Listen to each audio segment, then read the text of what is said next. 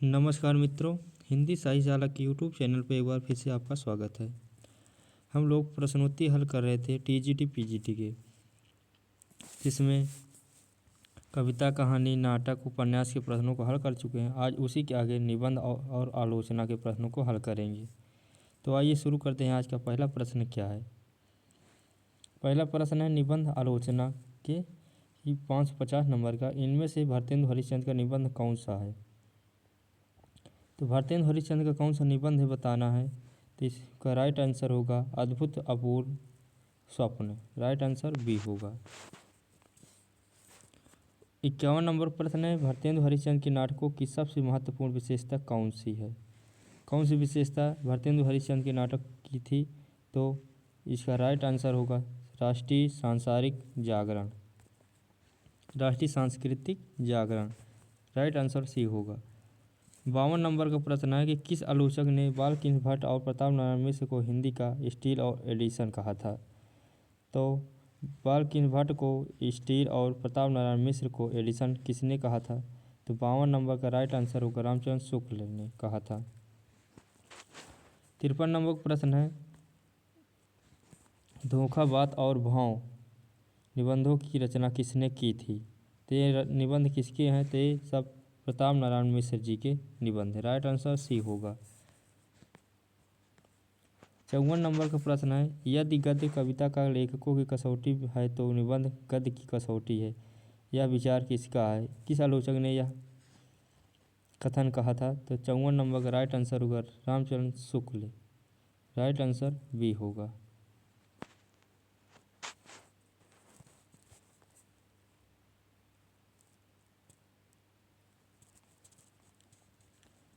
55 number का प्रश्न है कि निबंध का जनक किसे कहा जाता है। तो निबंध का जनक मोंतेन को कहा जाता है। राइट आंसर ए होगा। 56 नंबर प्रश्न है किस निबंध रचना में कर्जन के भारत विरोधी कारनामों पर व्यंग्यात्मक शैली में प्रहार किया गया था। तो यह 56 नंबर का राइट आंसर होगा शिव शंभू के चिट्ठे पर। राइट आंसर बी होगा।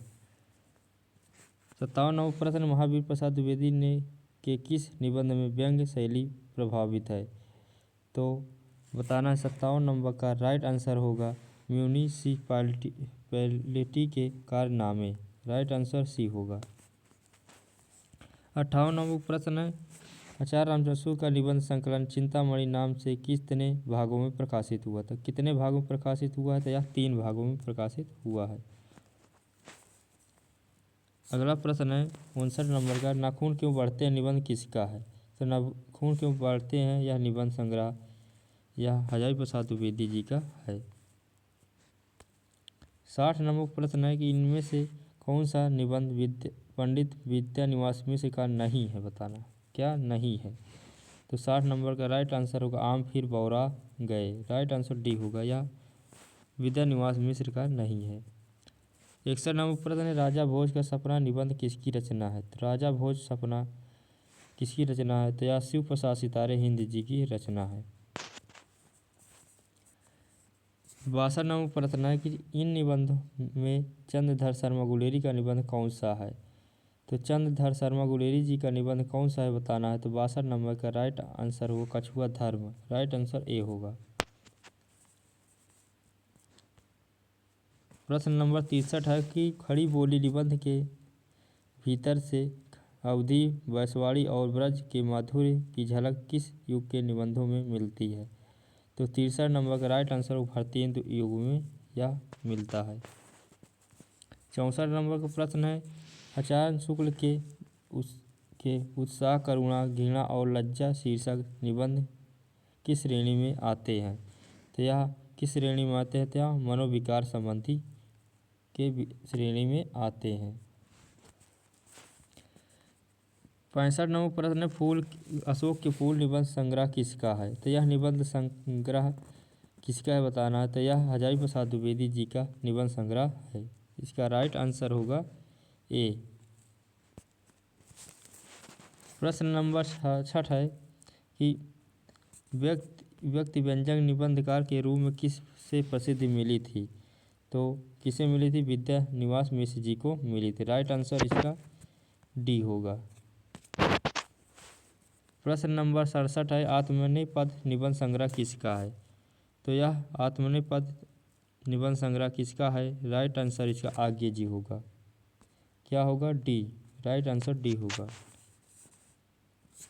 प्रश्न नंबर 68 है, इन निबंध संग्रहों में बाल गिनभर का संग्रह कौन सा है? तो 68 नंबर का राइट आंसर होगा साहित्य सरोज। यह बाल गिनभट्ट का संग्रह है। 79 नंबर प्रश्न है कि वैर क्रोध का आचार या मुरब्बा है, यह कथन किस निबंधकार ने कहा था? तो यह रामचंद्र शुक्ल जी ने कहा था। राइट आंसर डी होगा। अगला प्रश्न है 70 नंबर का, इनमें से कौन सा निबंध रामधारी सिंह दिनकर का नहीं है? दिनकर जी का कौन सा निबंध नहीं है बताना है। तो इसका 70 नंबर का राइट आंसर होगा विचार और प्रवाह, यह इनका नहीं है। 71 नंबर प्रश्न है, प्रिया नीलकंठी और रस अखेटक निबंध संग्रहों में किस रचनाकार के निबंध संकलित हैं? तो 71 नंबर का राइट आंसर होगा कुबेर राय के निबंध संग्रह संकलित हैं। 72 नंबर का प्रश्न है, किस निबंध संग्रह में समीक्षात्मक निबंध संकलित हैं? तो समीक्षात्मक निबंध संग्रह किसमें संकलित हैं तो बताना है। 72 नंबर का राइट आंसर होगा आस्था के चरण। राइट आंसर ए होगा। प्रश्न नंबर 73 है कि गेहूं और गुलाब निबंध किस लेखक का है? तो यह रचना किसकी है बताना है। तो यह राम वृक्ष बेनीपुर जी की रचना है। अगला प्रश्न है 74 नंबर का, इनमें से कौन सी रचना निबंध की श्रेणी में नहीं में आती है? तो निबंध की श्रेणी में कौन सी रचना आती है बताना है। तो इसमें मधुर और प्रेम यह निबंध की श्रेणी में आते हैं। 75 नंबर प्रश्न है, दूसरी परंपरा की खोज पुस्तक का लेखक कौन है? तो दूसरी परंपरा की खोज की पुस्तक के लेखक 75 नंबर का राइट आंसर होगा नामवर सिंह। नामवर सिंह की यह पुस्तक है। 76 नंबर प्रश्न, रामविलास शर्मा की आलोचनात्मक कृति निराला की साहित्य साधना कितने भागों में प्रकाशित हुई थी? तो यह 3 भागों में प्रकाशित हुई थी। 77 नंबर प्रश्न है, बद्री नारायण चौधरी प्रेमघर ने किस पुस्तक के अनुवाद की आलोचना की थी? तो संयोगिता स्वयंवर की पुस्तक की आलोचना की थी। राइट आंसर ए होगा।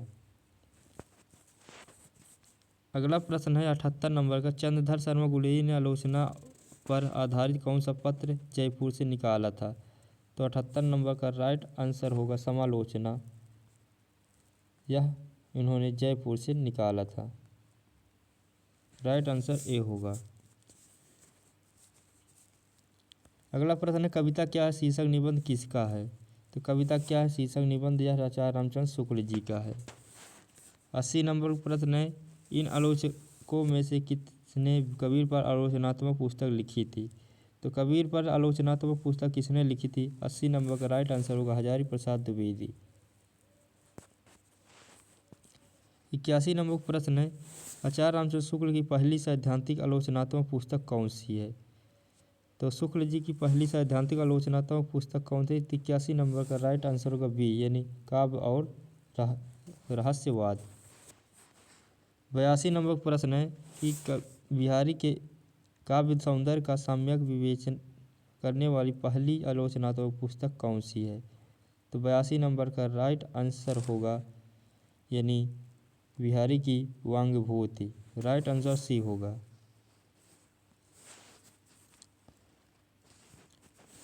83 नंबर प्रश्न, सैद्धांतिक आलोचना के क्षेत्र में सबसे महत्वपूर्ण योगदान किसका रहा?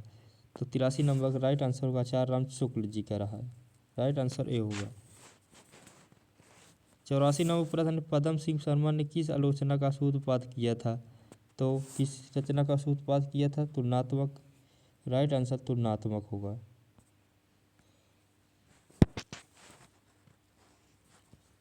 85 नंबर प्रश्न है कि आधुनिक हिंदी आलोचना के बीज शब्द किसकी पुस्तक है? तो 85 नंबर का राइट आंसर हो गया बच्चन सिंह की पुस्तक है। 86 नंबर प्रश्न है, इन पुस्तकों में से कौन सी लक्ष्मीकांत वर्मा की है? तो लक्ष्मीकांत वर्मा की कौन सी पुस्तक है? 86 नंबर का राइट आंसर होगा नई कविता के प्रतिमान। राइट आंसर ए होगा।